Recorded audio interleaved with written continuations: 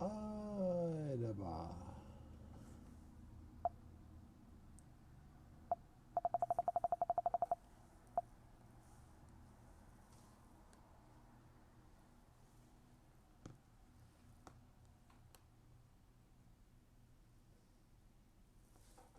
Why is that not working?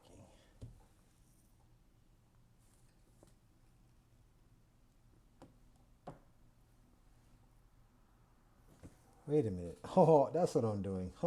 Funny.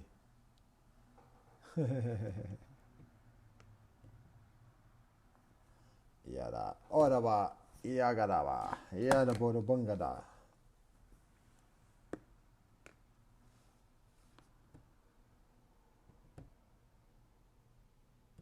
I don't even know if this is on.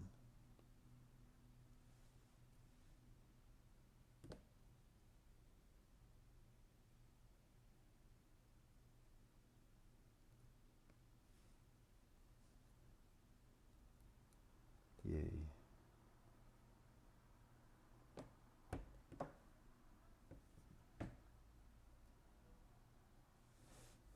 Alright.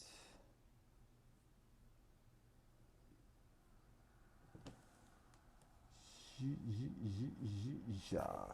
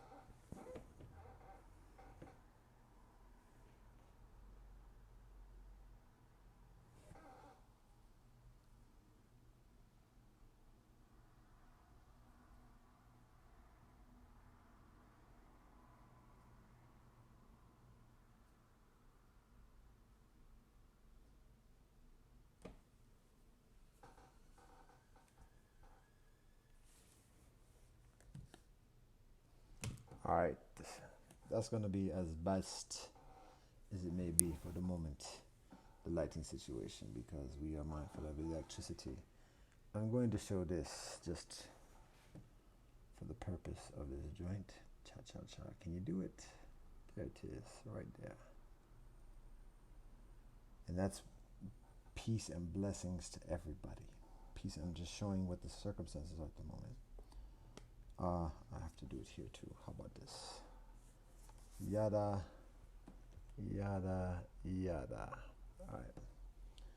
So,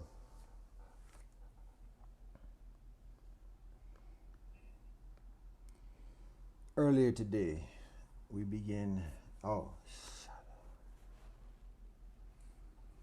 blessed love and peace.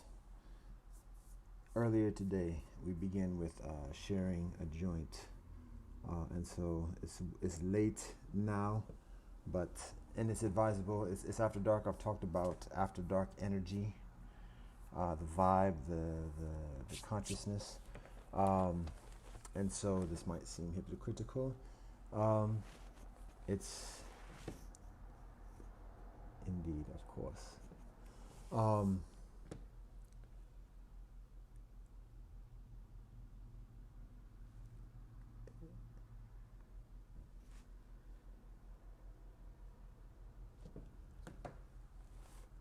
we're continuing on. I begin by getting into some notes that I prepare from Insight from the Mountain to share, and I consider just doing it another time. Then I consider doing it now, but doing it just a recording and then posting it later. But then as I'm getting ready to set up and doing it comparatively expediently, because it's late. I get sleep. I need that. And food is nice here and there too. So, but then as I set up, then we get some solicitation for attention. How about that? So we share. Now, I gave the let's see, this don't do much thing. Have light, but it could be further bright to facilitate the sight of what we share this evening. Not trying to do ghost stories here. I obviously the professional skills are very modest, so that's just gonna because I'm trying to think how I see the writings here too. That's part of the joint. So that and I guess we'll just do this for writing. Oh, that's kind of decent. All right. So I mentioned I write notes, and I wrote the notes right before I was about to share the joints, and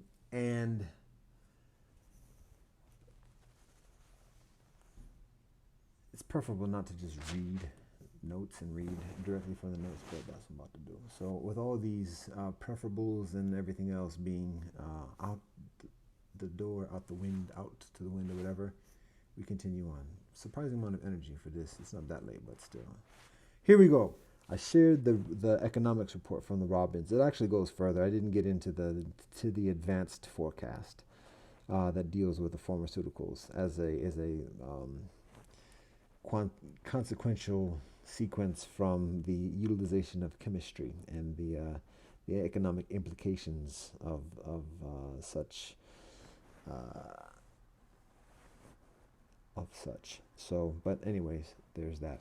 Now, continuing on to the next segment. I was talking about experience living in Europe as dream. I mentioned the experience of living in Africa as heavenly, and what I recently shared with kinfolk from this past year when I lived in Denmark for a brief period, it being a royal experience. Tenacious, nasty, but at the same time very beautiful.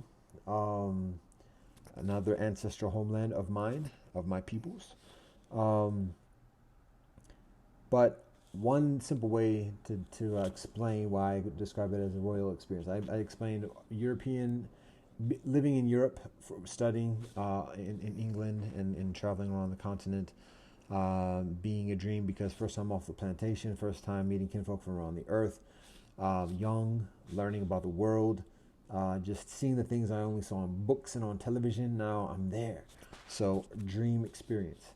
Then when I'm in Africa, connecting with my roots, the land of my ancestors who are taken, feeling that connection spiritually the second that I step on the land, that being affirmed when I talk with the brethren who say, "Welcome home, brother," when we travel through the bush, and additionally, communing with the animals in the animals' habitat.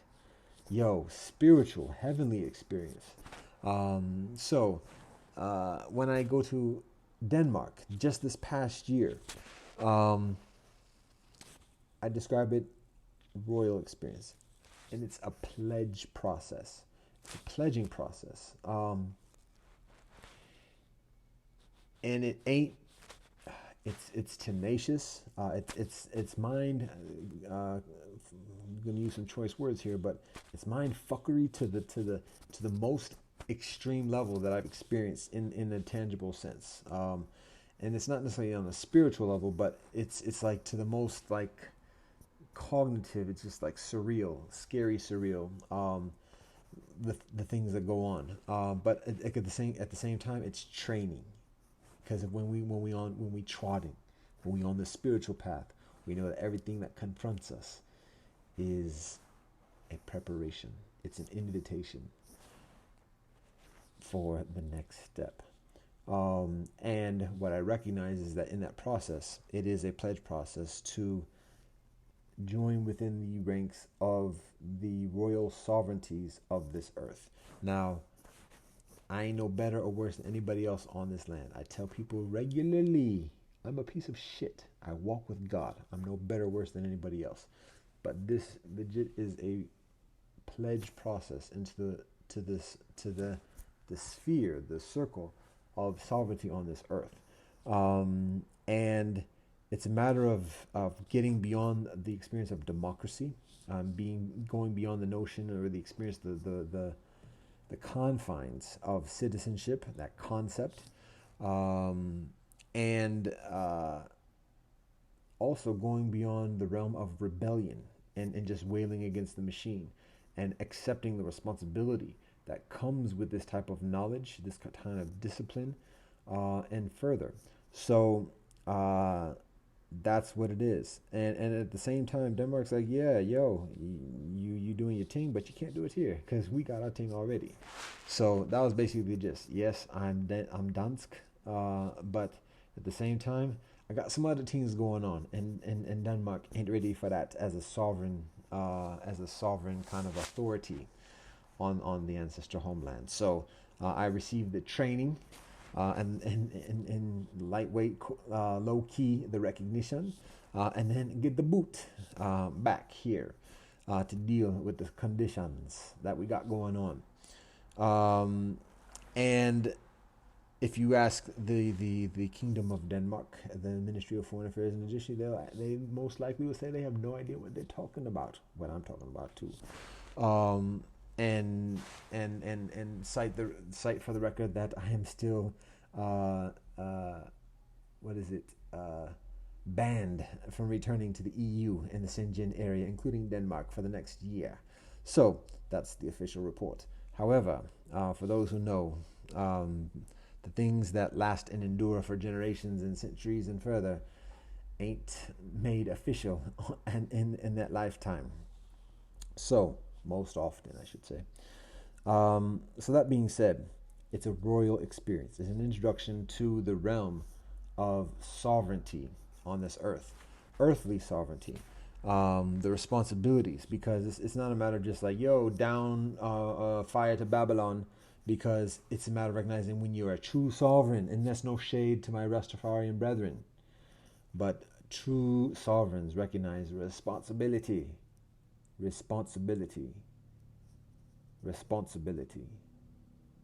for all the life. Yes, particularly the life within one's own constituency and sovereignty, but all the life, a true righteous sovereign, all the life. So that rebellious spirit has much truth within it, but it also has some limitations and some dishonesty too, to be honest, because there's a freedom within that, because it's getting off the shackles, and it needs that forbearance to have a strength to get those shackles off. But at the same time, just saying fire upon Babylon is shirking the responsibility of righteousness, true righteousness, because the true sovereign, true king, true queen, has answers for everything. Ain't no placing it on this, that, and the other. Answers for everything, and accepts the blame, accepts the responsibility, and it accepts it has accountability, but accepts the responsibility for the well-being of others. So the rebel don't. Che Guevara, beauty and peace and blessings. He's one of our teachers. But at the same time, the rebel doesn't accept that responsibility. The rebel accepts the truth that the ones in the current office shirk, but the rebel shirks the responsibility. So, anyways, when the rebel accepts the responsibility, then the rebel becomes sovereign, and then the rebel has to deal with that, with the weight of that, because it don't go away. It don't go away as long as one is a true sovereign, and that's part of the weight of it. And it ain't fun. It ain't nice. It ain't a party. It's a load. So, anyways, all that being said, um, there are others on this earth that share that load. There's a way of being. Menka calls it the royal sway.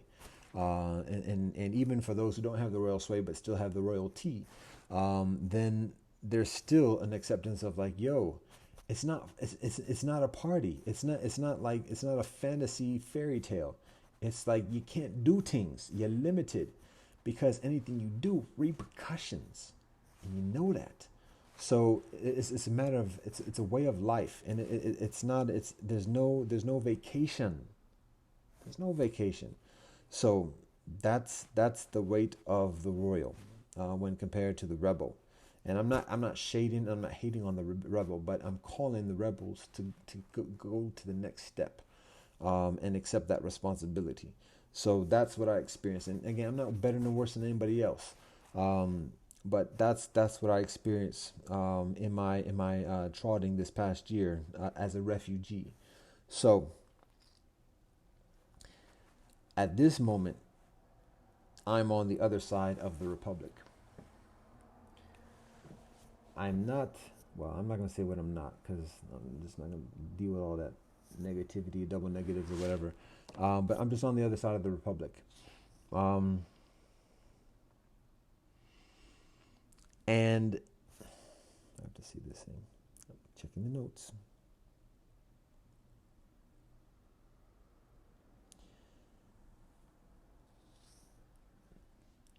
It is at the moment not necessarily the most lucrative station to maintain in this life. I'm going to presume that the audio is recorded on this joint. It's not the most lucrative joint because the Republic, for the past 2 centuries thereabouts, is the world power, ascending thereabouts, somewhat so. The democracy as a methodology of governance collectively is a superpower. I mean,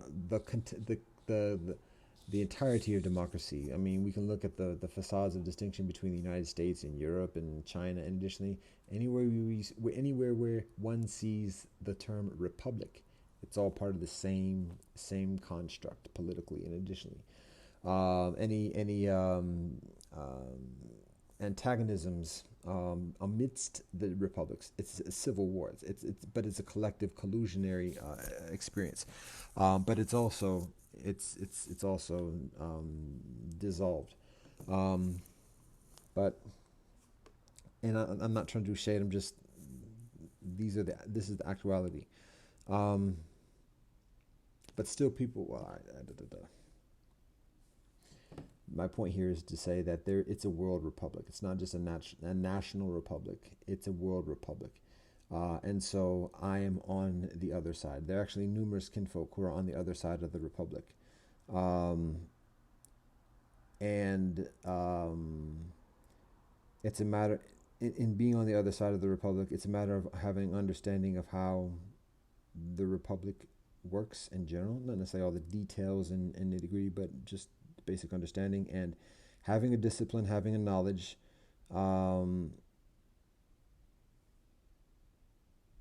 and having a resilience of avoiding the pledges of allegiance and all the other trappings that come with being aligned and attached to the republic. Being a citizen obviously is one. Money is another one. Land titles to that are issued by governing republics is another one. So it requires. It's somewhat of a tenuous thing to have the knowledge about how these things work without all those trappings. What up, brother? I'm just continuing my little joint right now. So that is, let's see, we're talking about the Republic getting on the other side. So it can be challenging to have that knowledge without all the trappings that keep one obligated to continuing within the Republic. What's up? Um, and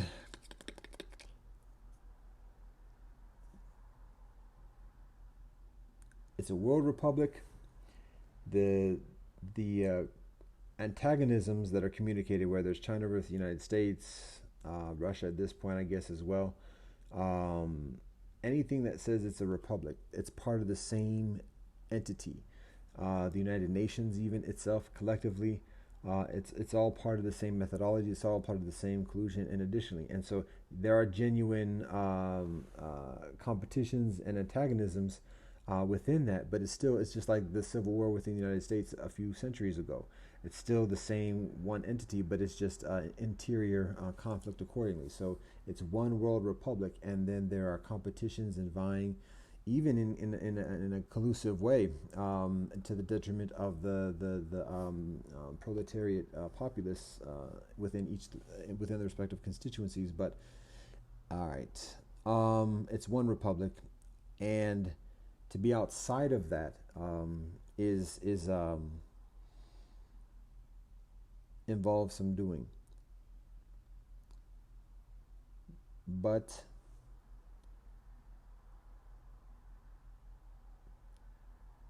oh, okay. The other thing also is this, and I appreciate you being here, Raja, and I'm trying to like kind of like just vent out some thoughts at the moment, and but I appreciate at some point if you give me some critique about the delivery. I appreciate that, but at the moment I'm just doing my best to like stay concentrated and articulate it. So um, one of the things to consider when it comes to the relationship between the republic and monarchies is how the republic supplants very much the foundation of many of the monarchies throughout the earth, from Manchuria, Japan, much much of the Middle East. Not, I mean, Middle East is probably the most resilient in terms of global civilization construct. Much of Europe becoming constitutional monarchies and similarly situated kind of quasi-republic monarchies, kind of compromises. But the Republic, within the past century and a half, does a substantial job in supplanting the earthly powers of the monarchies, if other than just outright dissolving it. I mean, even in Africa, Africa is a little bit of a different scenario because the structure is a little bit different. Tribal chiefs, and additionally, maintain certain integrity, even in distinction between the official political power structure. But they're even still official standing sovereignties, like in Swaziland, and additionally, as much as I know. But that being said, my point is that in terms of governance, or earthly governance in the world, where just a few centuries ago the vast majority of lands are governed by a monarch or something to that effect, the notion of nations emerges, particularly with new technologies and methodologies of cooperation, multicultural kind of compacts that provide for further economies of scale, militaries of scale, and further, and that supplants a lot of the family constructed monarchies that are established for centuries, thousands of years before that. Um, so that's in the past century and a half. But in the past, actually that's in the past couple of centuries, to be honest. Just like with the U.S. and as the U.S. becomes increasingly influential. But within the past century, particularly since the World Wars, and particularly since the Second World War, there's something that supplants the democracies and the republic as an effective methodology of governance and influence and leverage within decision making within conventional civilization, and that's science. It's the ability of doing things that governments are precluded from doing just through physical might and kind of like common technologies. And so it becomes increasingly lucrative and influential and temporally powerful to have scientific knowledge and to wield that and sell it and auction it for whatever purposes. And that becomes increasingly influential and effectively supplants the power hold that the republics have within the past century. And so, even though there are still on paper the republics, and additionally, um, it's very obvious that the politicians are not the ones who are controlling things. That people know that, generally speaking, and has been that way for a long time. And then, when looking at where there is the influence, we can look at, well, without delving into the whole conspiracy thing or whatever else, but um, we can see how the endeavor of science, the field of science, um, the institutions, the methodologies, the knowledge network is increasingly influential when it comes to weaponry, when it comes to communication, when it comes to transportation, when it comes to agriculture, and further.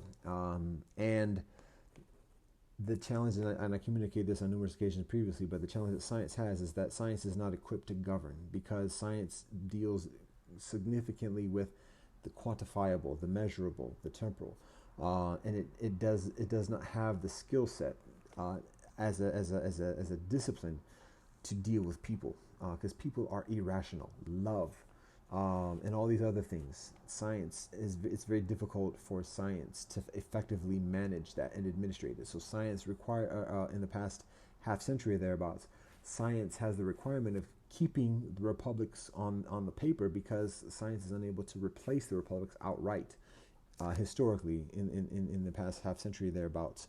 And so the republics kind of become the puppet type of joint.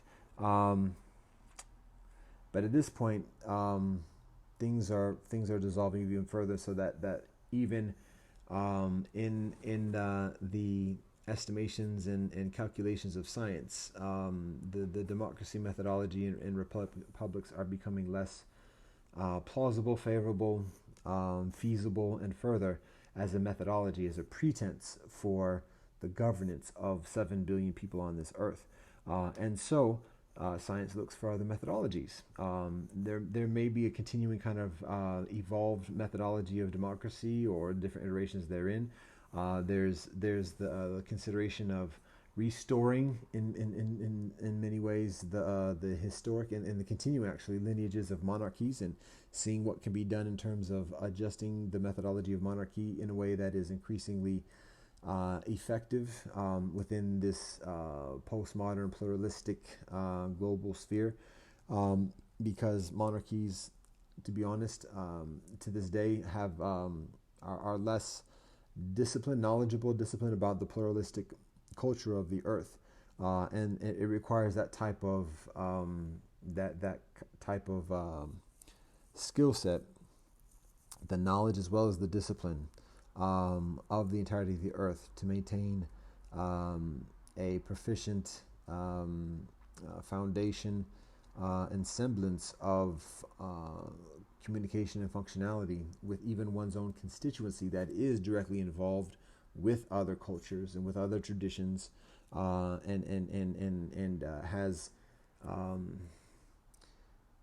is immersed in these other experiences and this other knowledge, such that in order to have genuine respect for one's own monarchy and authority, they have to say, yo, you have to have at least know something I know about, that I know about, because they doing things over here. Like, do you know what an abacus is, or like, do you know the word Ubuntu? And additionally, but in order to have genuine respect for one's governing authority, there has to be some type of knowledge about the things that people know about that influences the entirety of the world.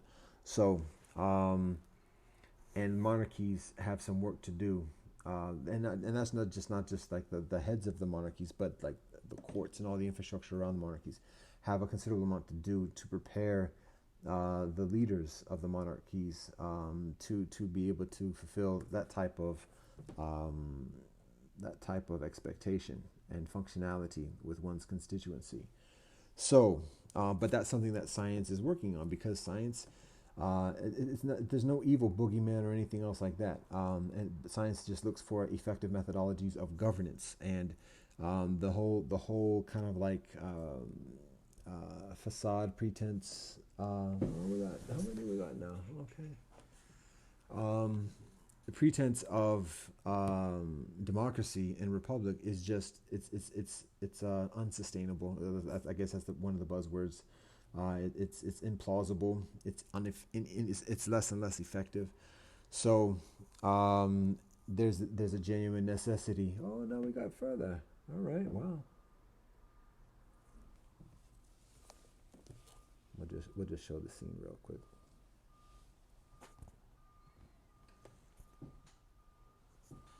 We don't die. We multiply. So, um,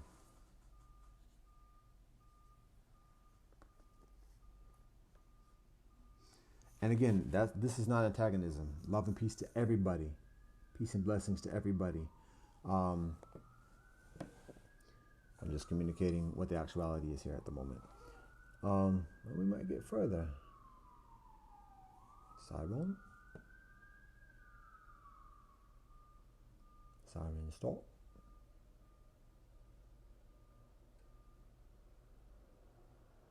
Siren rolls. It seems to be unrelated. All right. So, just on the record, it's I think we got 4 at this point. Four vehicles. Cuatro. So, anyways, World Republic, comparatively waning, and science looking for other methodologies of governance to I don't want to say prop up because that sounds somewhat condescending and whatever, but that's essentially what the circumstances are. So again, when I talk about being on the other side of the republic, it's not as necessarily the most lucrative joints to be in or whatever, because again, the monarchies have been significantly compromised and dissolved, and additionally within recent centuries. So uh, that's those are the circumstances. So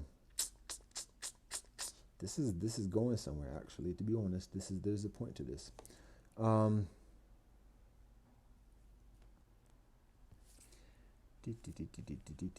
science.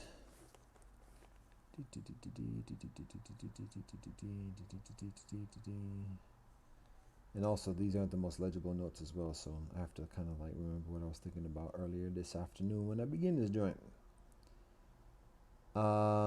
I mentioned like monarchies requiring preparation for the new responsibilities of a postmodern pluralistic world society, while staying like genuinely like homogenous and true to the culture, the tradition, the language, the people of the monarchies. Um, so uh, that is that situation, and then there are other methodologies of governance as well. Um, Now, in this experience of being sovereign, um, it's beneficial to articulate that the type of sovereignty that we maintain, the collective that includes myself, the sovereignty that we maintain, we ain't got no land, we ain't got no gold, um, we ain't got them things that typically are affiliated with being sovereign. Um, and that are utilized in terms of standing in exchange with other sovereignties. Um, One thing that we do have is knowledge of heaven and the peace, the harmony, the balance that comes with that peace. Alhamdulillah, Baruch Hashem, Jai Om, Shishe, give thanks and praise. That's what we bring to the table. That's what our sovereignty brings to the table. That's what our sovereignty shares at the table. Obviously, we don't have the lock and monopoly because ain't no such thing in this respect. But we do have some things that are valuable, that help, and that are valued by the world society.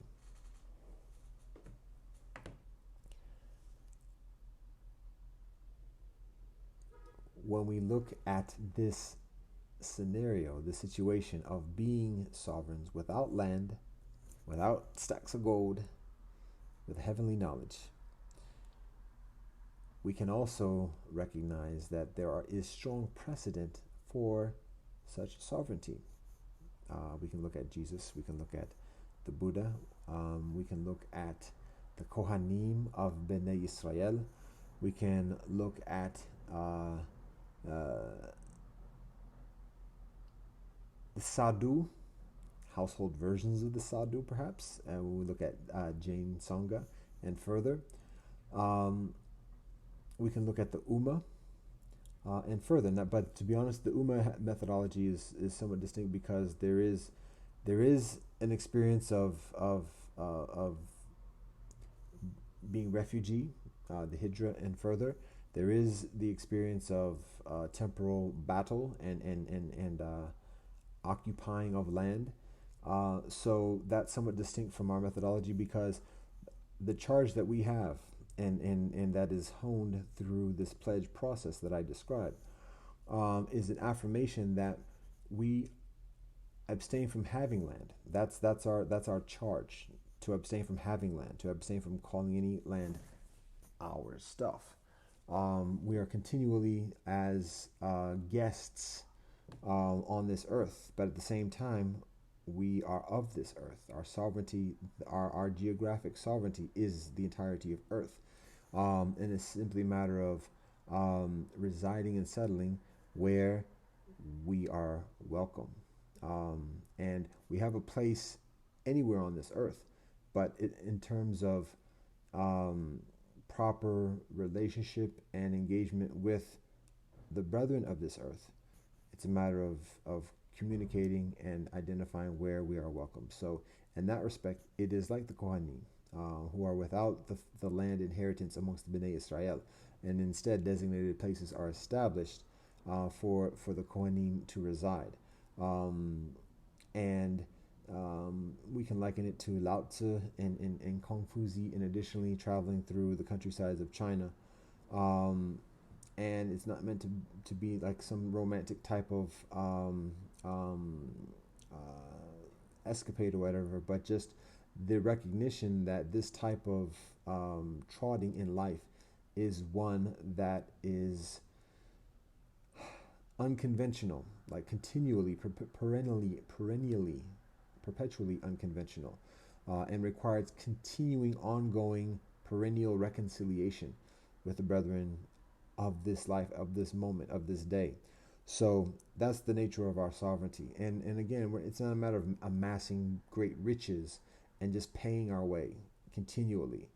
That's not how it's done. We share the knowledge of heaven, and the knowledge of heaven comes from the scriptures and the teachings, yes, but the walk, furthermost death, but also just the livity, the charisma, and the light heart, the genuineness, and that energy, and recognizing like legit we are of this earth and we are beyond this earth. So that's the nature of our sovereignty. That's the nature of our walk.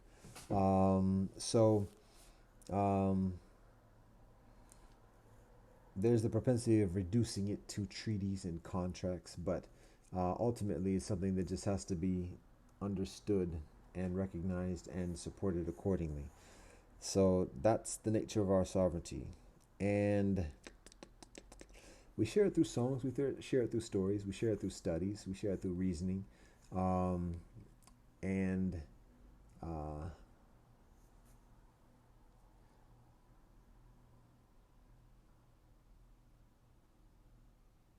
the street is cleared. Shall I show this as well? If I'm going to be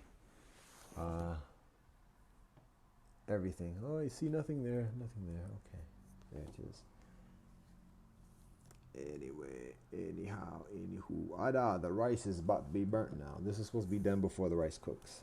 So I don't even smell it now. I don't know if that's a positive sign or a challenging sign, but anyway, all right. The nature of our royalty. Let's get into the notes again. Oh yes, the other thing also this.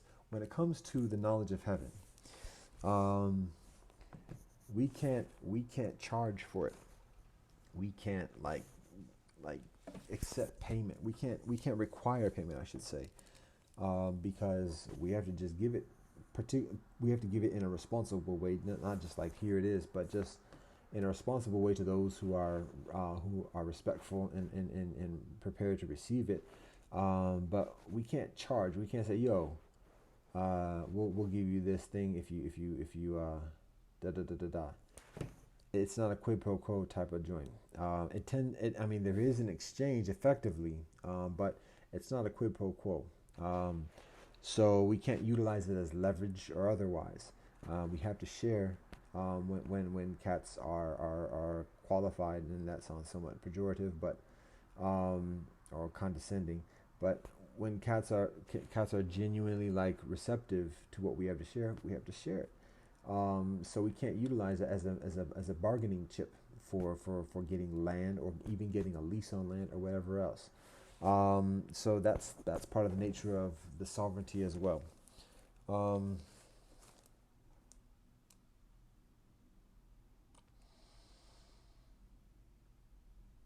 and so that's where we are with science as well.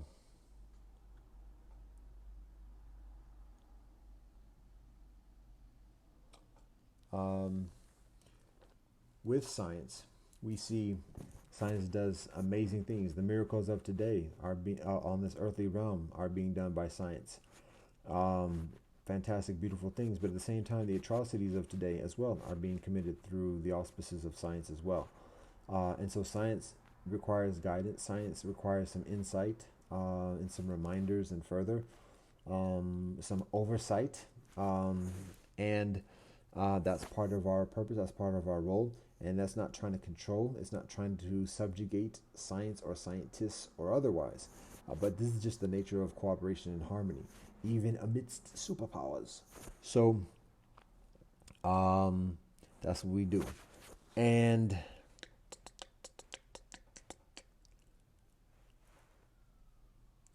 what we observe with science is that there's no one individual who controls science. There's no even one group that controls science. Science exists beyond the control of any one individual or faction, syndicate, Illuminati, or otherwise. That's the nature of science. Um, and science, in and of itself, is other than racist or otherwise classist, and additionally, but it has those tendencies because when it is utilized, first it does have. I've communicated before that it does have a cold water bias, because just that's the nature of technology. It's increasingly biased towards cold water culture, and without getting to all the whole the explanation and rationale of that, that's just that's actuality. There's further motivation for the kinfolk from colder climates to utilize technology than from warmer climates, and so it intrinsically has a bias accordingly. But it in and of itself is not anti warm or otherwise.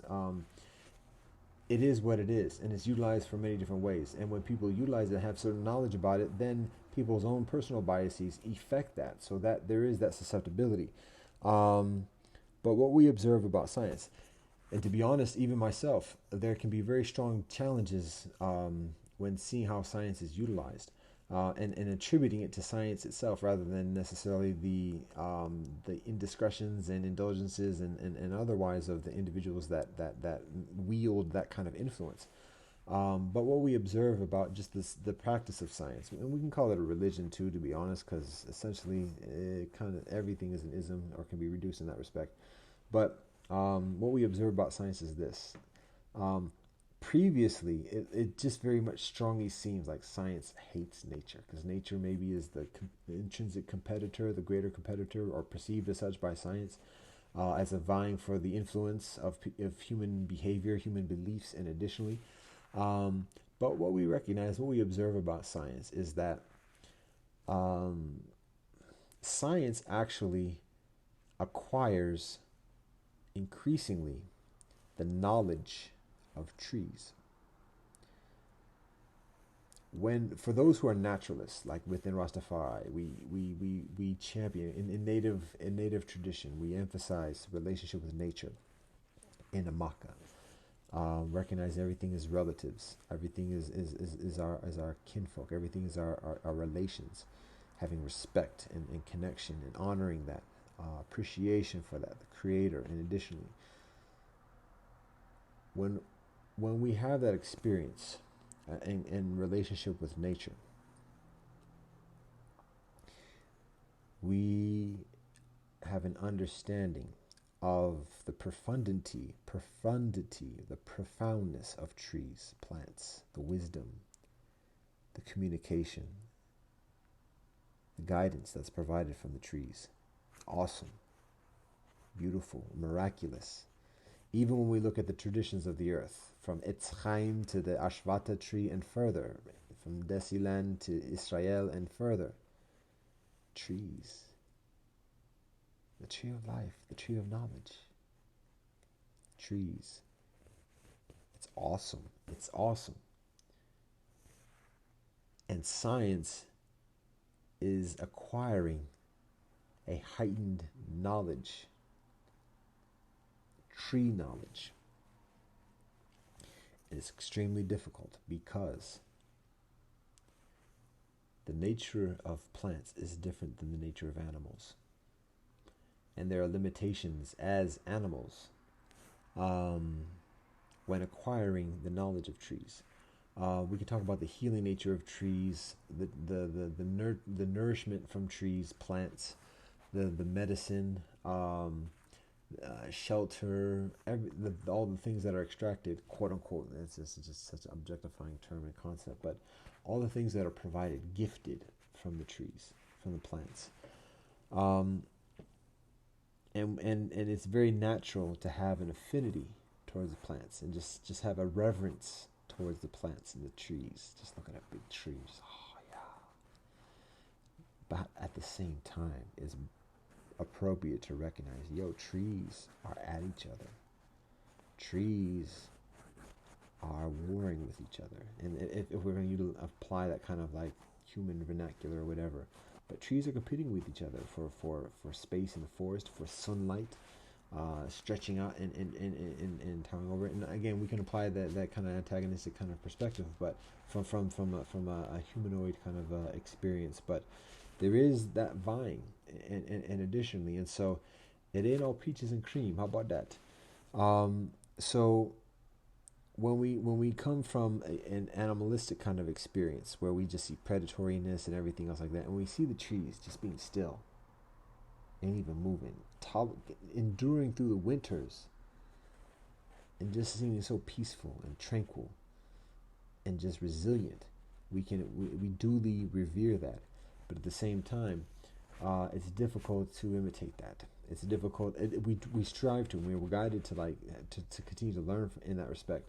But it's difficult to do that.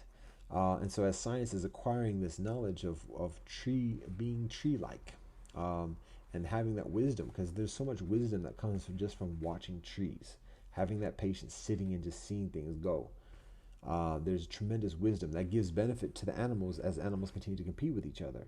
But in acquiring that knowledge, like at some point, it's limiting. Like there's only so much animals can do in terms of being like trees. Because if we look at the cellular kind of experience, in the microscopic level, and look at plant cells and animal cells, different things. Plants is geometric, straight lines. Animals, curvy. And so there's certain things animals are prohibited, prevented, at least in the current knowledge, from doing that trees are able to do. And there's certain things that trees are able to do that science ain't able to do. And so there are limitations of science. And so all that being said, whereas some may look at science as trying to like annihilate nature and annihilate trees and everything else like that. Science is actually just being increasingly tree-like and manifesting that tendency um, in an animalistic way, and causing the pollution accordingly and further. So the consideration is encouraging science and educating science in a way that is increasingly harmonious. And that involves, again, dealing with the irrationalities that come with being humanoid and further. Um, Love, but also discipline, quelling of the ego, quelling of ambitions, quelling of the overcompensations and of insecurities and further, and encouraging a recognition of the balance, the infinity that exists within the mustard seed, as I talked with brethren earlier today. Um, and that's described within the Upanishads as well, opening up a seed and seeing what's in it, and then at the same time saying, "Oh, there's nothing there, there's nothing there," but at the same time, that seed is what creates a huge tree right there. And so when we look at the apple pie, and look at dividing the apple pie, when we have the apple with us at the moment with its seeds in it because it's organic, then we say, "Yo, how many pies can we make from this apple?" Infinity. That's the nature. So that's the knowledge, but it also requires the discipline. And so that's what we endeavor to encourage with science, is seeing that infinity and honoring that infinity. Um, but it's a continual process. So, Ada,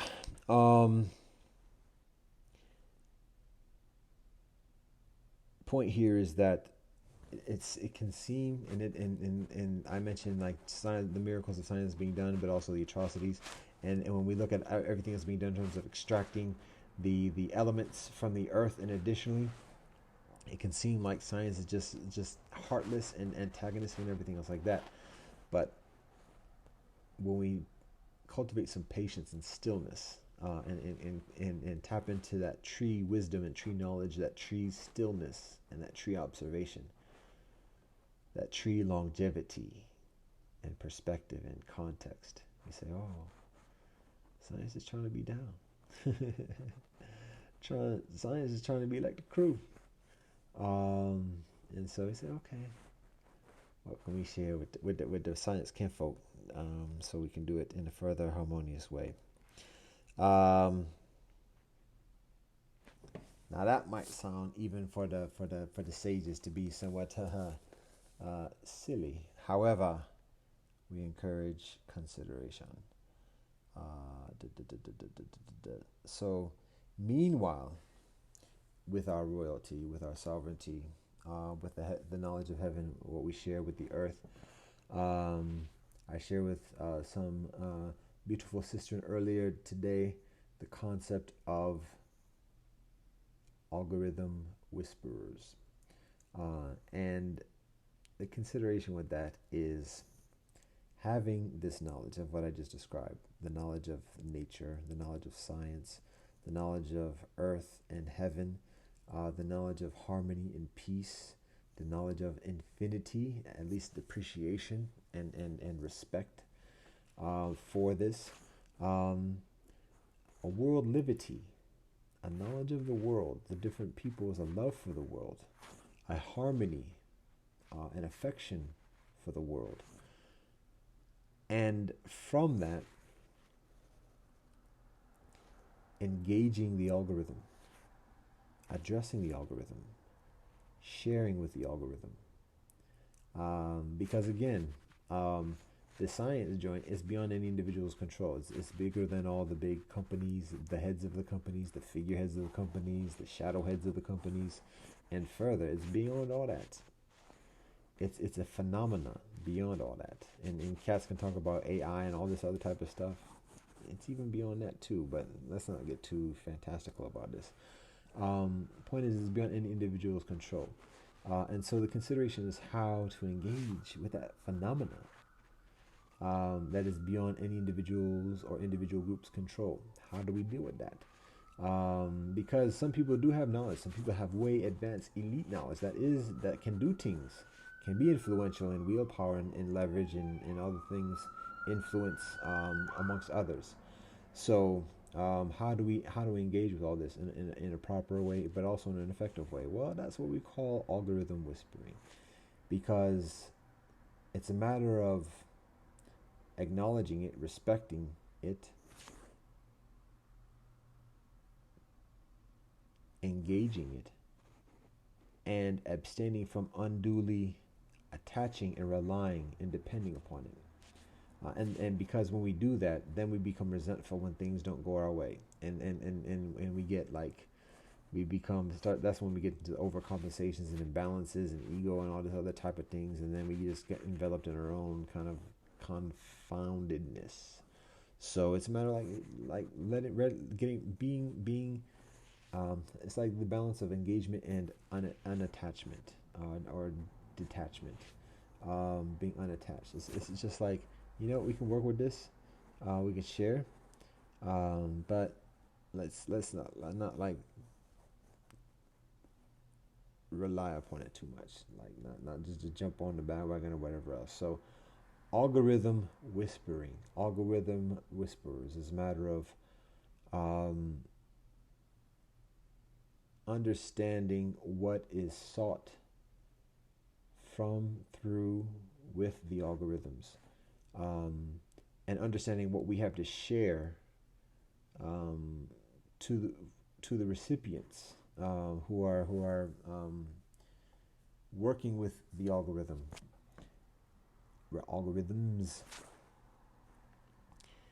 and sharing it.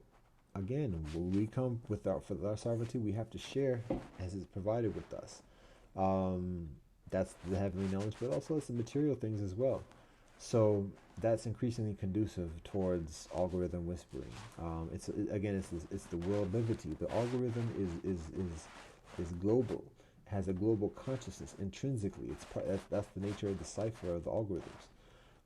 And so it's a matter of like, sure, we know some things about the world, because the world is not just a matter of today. The world is not just a matter of mañana, the next 1,000 years. The world is about the past 1,000 years, the past thousands of years. It's about everything, and we have knowledge about that. And it's not just a matter of having a book knowledge and a box knowledge about where things fit in this and the other. It's a matter of we have an intuitive knowledge. We have a walking knowledge. We have a speaking knowledge of this experience, of this world liberty. What up, y'all? What's out? What's up? What's happening? What's going on? I don't know how recent y'all are joining in, but maybe you're there, maybe not, maybe there, maybe not. I see one. Okay, beautiful. So brethren, welcome. So this algorithm whispering is a matter of having this knowledge of the world, and the responsibility of sharing it, and and sharing with the algorithm, and like it's like some giant beast, that wants attention and wants affection, and additionally can annihilate something in an instant. So respect, but at the same time, what's going on, algorithm? What you need for today? What's happening today? What you need? And just sharing, and duly respecting, but sharing accordingly. So what's an example? I'll show like this. I'll put it like this. Like, I don't know if this is going to actually explain specifically like what I'm talking about, but I'll give you an example. Like, the Truman Show. Uh, if cats know what that is, it's a film that was out in the 90s. It was about like a reality, quote unquote, reality show or TV show that everybody was an actor except for one dude, Jim Carrey, who supposedly didn't know that he was actually, his whole life was a TV show. And so everybody knows, from his family, his friends, and everything was in on it except for him. And it was the place he lived was just a studio stage kind of joint or whatever else, and so his whole life was just a TV show, and everybody knows it except for him. So it's a surreal thing living that coming from the 90s, way back in them days. But today, like, we can see like that's further like there's a very palpable sense of that, because when we get attached to these devices and everything, and get enveloped in like the experience of media and social media and all the messaging and everything else like that. And we know how the surveillance and again the tracking and all the information that's cultivated when we go back into the actual life. Well, first of all, when we go on the internet, we know like our experience on the internet is guided. What is the word? Cultured or whatever. Like the algorithm says, oh, you want to do this, you want to do this, you want to do this, you want to do this. So it's all like geared in a way, and it can be very easy to just get enveloped wherever we're guided accordingly. But even in the actual life, and that's when it gets further scary. Is like when our actual life starts to become increasingly evident that is being shaped by algorithm. When we have conversations and then we see that in the internet, or when we have like when the people that we meet seem like, wait, hold up, do you know me? Like, how do you know about this, or how do you know about that? Or obviously when we get the phone calls and everything, that's another thing. But it can be a surreal thing when we're in actual life, and it seems like things are staged, and like in uniformed kinfolk and further. And so one of the things that is observed is how um, there are interactions that are staged in actual life, um, that are that result from our interactions on the internet. Um, I'm trying to think if I share this example here. Uh,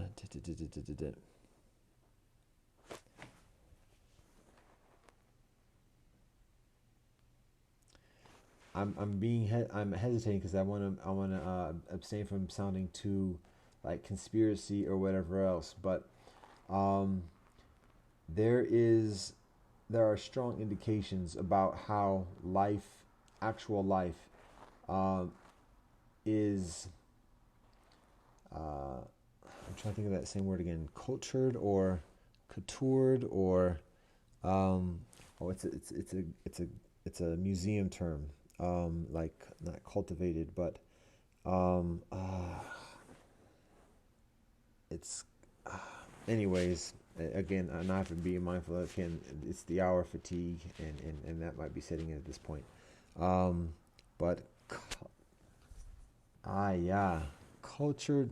Anyways, when things are set up, like when things are staged, there's increasing evidence and experiences of that happening where it may just be somebody just kind of like shows up, um, and it may be somebody who's seen somebody on the internet and kind of like, yo, I wanna like, oh, they hang out over here, let me go over there. I mean, that would be something that we would do back in the day. Cultivated. I know. I was trying. That it sounds it's something like that, but it's like when a museum has a display like an exhibit, there's a specific word that's utilized to describe how it's set up, and it sounds I think a lot like cultivated, but there's a different word that I'm thinking of, collated or um, anyways. Like I'm not trying to get too hung up on it, but um, yeah, yeah. I've tried to think about that word in previous conversations as well, but I'm just gonna let it go for the moment. Um, but it's just like going in life, just walking out the door, and it's like people have seen what I do from the internet, or and I'm not trying to like personalize this towards me personally, but um, there's just very strong indications along those lines. So um, and then the conversations that people have talking about social media, and talking about what they've seen on the internet. So it becomes like even when me talking with people that we already know, the conversations are shaped by what people experience on the internet. So even if it's not just some stranger coming out the blue with some trippy kind of like some deja vu type stuff, it's like even just talking with cats that we regularly see, talking about what we've seen on the internet and everything. It's guided and it's susceptible to the manipulations of algorithms and additional. So all that being said, when I talk about algorithm whispering, it's a matter of being mindful of the conditions, and being not being unduly dependent and reliant upon the things that are determined from the algorithm, whether that's getting a lot of views or whether that's getting monetization, whether it's getting other kind of credentials and accolades or whatever else that are gleaned from the algorithm, but at the same time not being antagonistic. And even in scenarios that are set up allegedly or suspiciously or whatever by algorithm influencings or whatever else, be like, so why do you want this? What's going on? Why do you want this interaction? And what's the purpose of this? What are you striving for? What's the end objection? What's the end objective? Ambition, or however you like to describe that. And so it's a matter of working with that, and not thinking of like the algorithm as some kind of ubiquitous kind of like omni type of thing, whatever. But just it's something that has a need as well. Even artificial intelligence is striving for something. How about that? Existentialism and otherwise. So AI, what would you like to know? And work with it that way. But just recognizing that anything that has any type of intention or ambition or want, there's the propensity of harmony, and there's a propensity for reconciliation. It's a matter of having the understanding to do that, and not feeling insecure, because when we start to feel insecure ourselves, that's when we start to like to lash out and to respond with imbalance and additionally, and then it's reciprocated. So but it's just a matter of just being calm and peaceful, and recognizing that whatever has any kind of intentionality, whatever, there's the propensity for reconciliation. And this cat who's not trying to do this, that, and the other, that's fine. But those cats who are increasingly antagonistic or whatever, I mean, obviously, even then, the further antagonistic and hostile somebody is, the further insecure they are, the further limited and isolated kinfolk are as well. So that's less of a concern. The big thing is when cats are huge and have tremendous influence and power. And it may seem like the cats are like just like hostile. Nah, when a cat is huge, they didn't get huge by being just individualistic and everything else. They got huge because they got some knowledge in how to work with others. So when that's the case, that means that there's, again, increased propensity for cooperation and reconciliation. So it's just a matter of proceeding accordingly. So that's a lot of words. That's a lot of kind of like conjecture and this and the other. Some Ken folk might say it's yin yang, and I say ya betcha, because that's the nature, Tao. But that's part of what algorithm with whispering is, and it's not just an exclusively cognitive experience or cognitive exercise. It's not just like mind melding or whatever. It's living. It's genuinely living with that love and that harmony and that peace, that balance, and sharing that. And that's the nature of the algorithm whispering. And ultimately, it's not something even that I do here, particularly through articulating it here. It's a matter of living it, because the algorithm already knows. The algorithm's got eyes all over the place. Ta-da! So the algorithm just observes it and keeps a record and processes it and just like measures, is this genuine, and by its own kind of standards or whatever. And then says, it's kind of legit. You've been doing it for a while. All right. And then continue on. So it ain't no guarantees or whatever else. But again, it is a world liberty, because it does require having a knowledge about the different corners of the world, and with that knowledge, a love and a respect and a genuine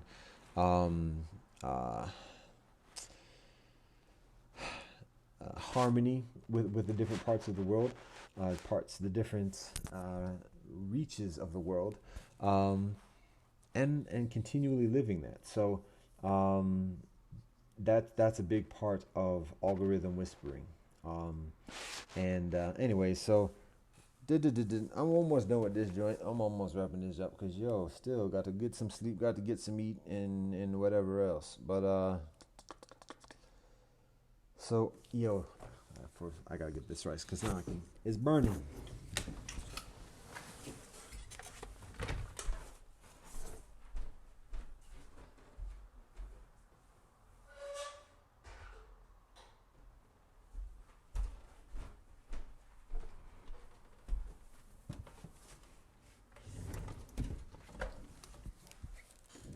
that's crispy, crispy. The aroma. So algorithm whispering.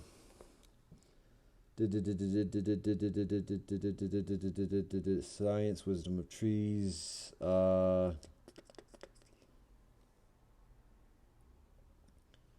Trust is another thing in terms of world liberty and algorithm whispering.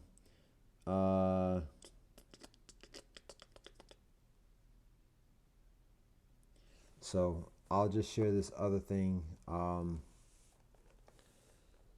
In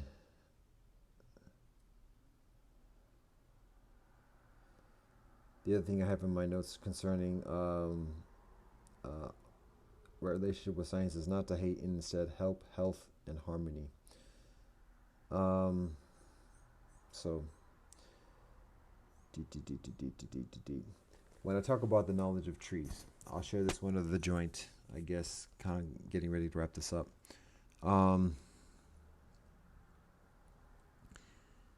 It's another way of looking at life. I have another conversation with a beautiful sister a few days ago. I mentioned this with a beautiful brother earlier today, talking about the categorization of life. How in the scientific methodology, life is described in two categories: plant and animal. And then there are the different subcategories of plant, and then there are the different subcategories in animal. With regards to animals, the next general subcategory is vertebra and invertebra. Invertebra being like microscopic entities, insects, maybe jellyfish, perhaps. That's one of those gray areas. But that's one thing. And then vertebra includes fish, amphibians, reptiles, birds, and mammals. And then there's further differentiation and specification along those lines. And so the consideration that I share and that I discussed with the sister earlier this week in additional kinfolk is that once we can talk about, like, instead of like necessarily plant and animal, we can talk about mobile life and stationary life. Stationary life being trees, not moving too much, rooted, connected with the earth. That's a significant thing right there. And then mobile life, things that move autonomously, seemingly, on this earth. And that generally is the same kind of binary of animals and plants. But then when we further specify the moving life, rather than identifying vertebra and invertebra as the primary concept and consideration of distinction between moving life, it's a matter of distinguishing moving life by predator and non-predator. And so being one of the basic characteristics of a predator is moving. And some may argue of the notion of plants being able to be predators, eating the Venus flytrap, in other words, and that might be a side convo. But for the moment, we just focus on like part of being a predator involves being able to move, hunt, and like attack another living entity, or particularly a moving living being. So stationary and mobile, and then amidst the mobile, predatory and non-predatory. And then from the non-predatory categories, the further distinction is what the non-predators eat.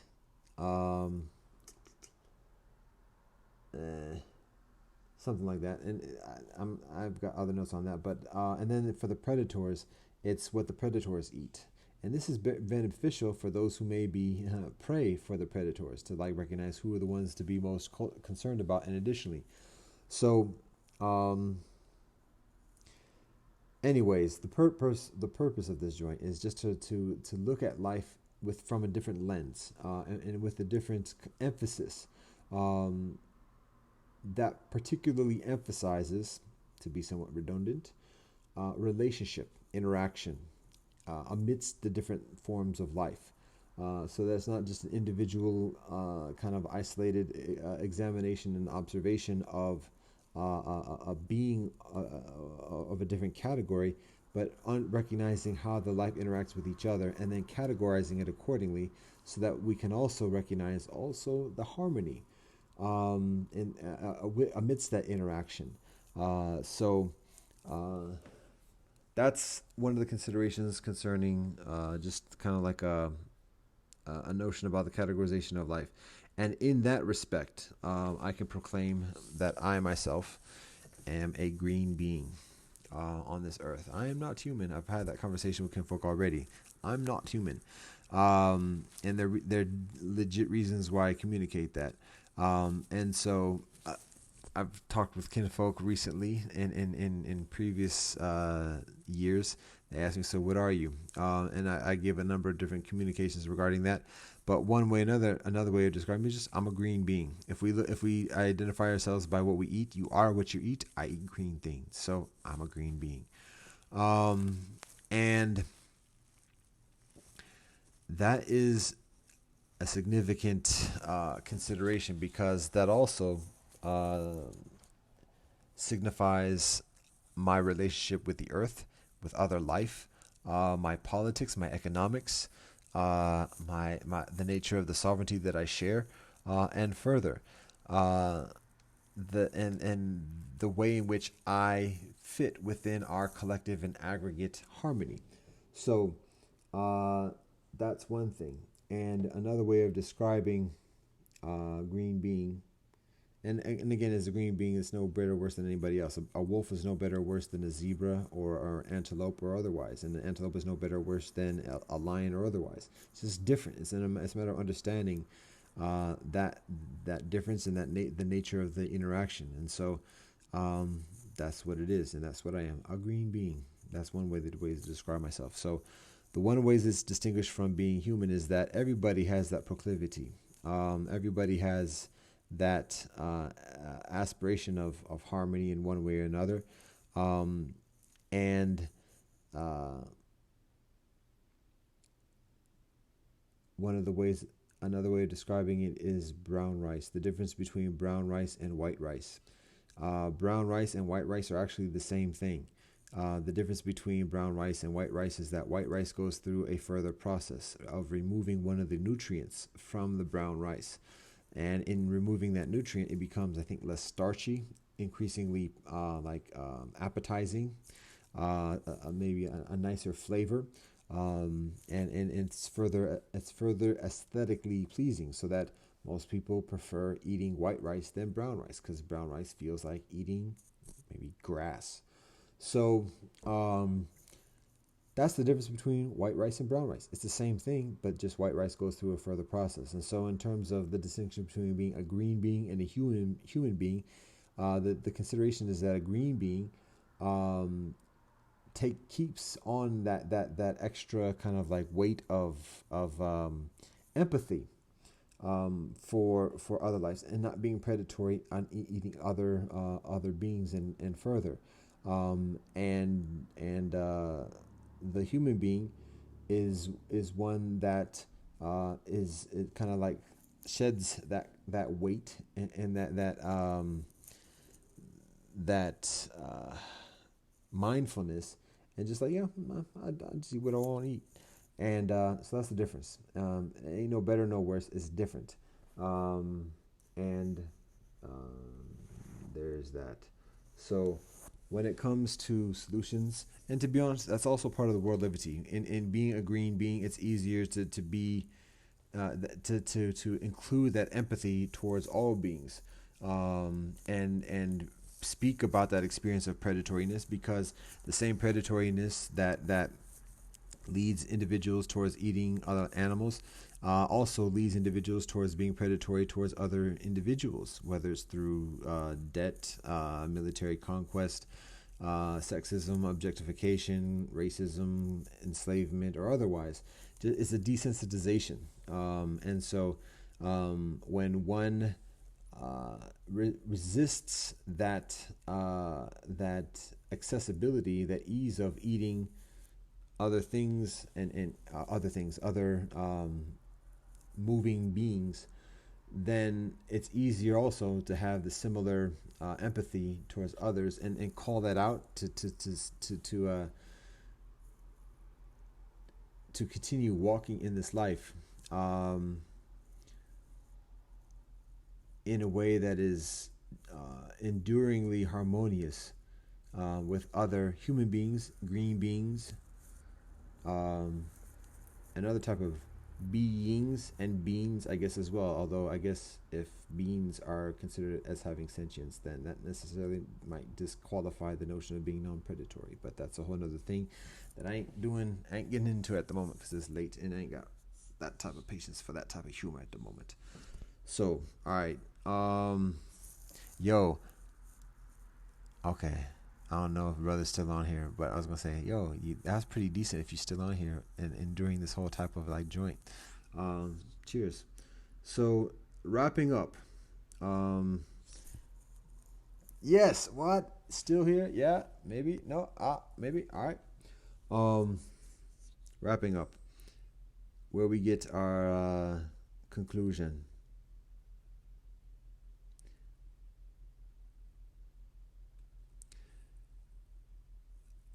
I go back to this notion of world liberty, and just having this walk of empathy, peace, love, harmony with the different kinfolk of this earth, and the discipline that's involved within it, but also the joy and the lightheartedness. I see you, recognize, respect. Yo, that's impressive stamina. Congratulations to you.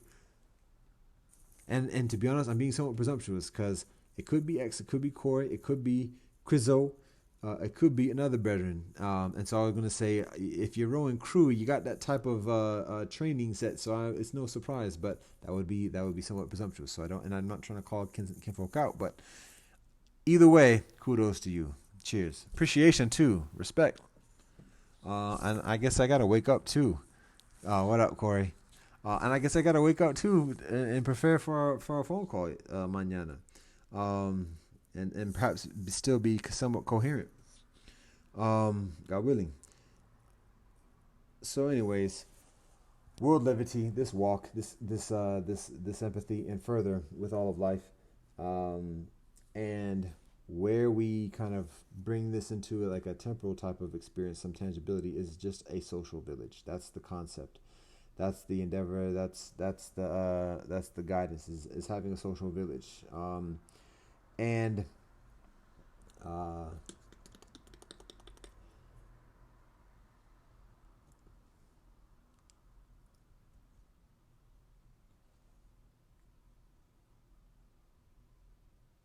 that's it. I'm gonna just leave it at that. Fantastic, fantastic crescendo.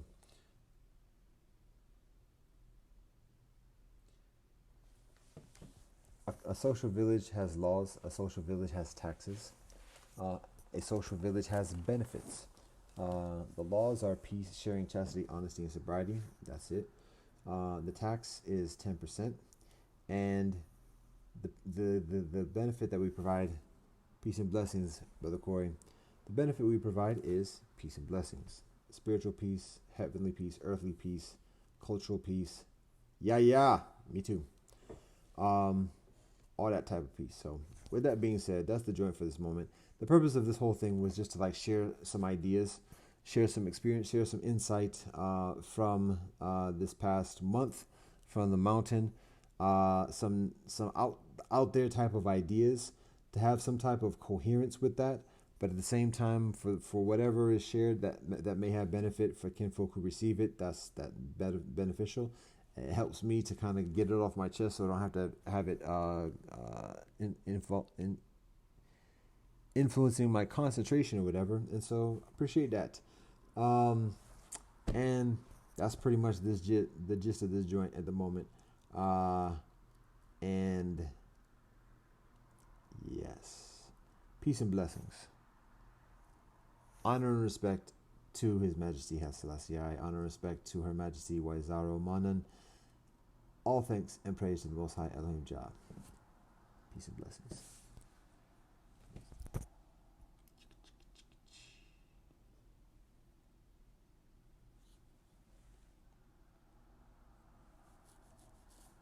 Ada.